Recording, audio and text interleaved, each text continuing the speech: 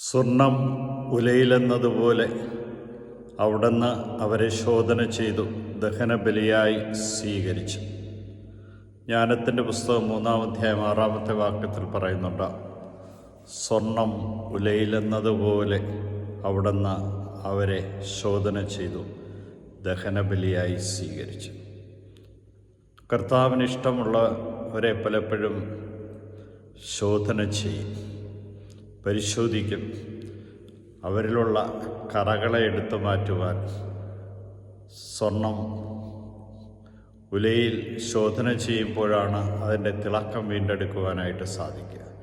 ഈ തിളക്കം വീണ്ടെടുക്കുവാൻ നിൻ്റെ ജീവിതത്തിലുണ്ടാകുന്ന സഹനങ്ങളെ നീ സ്വീകരിക്കുമ്പോൾ നീ സ്വർണത്തെപ്പോലെ തിളങ്ങും.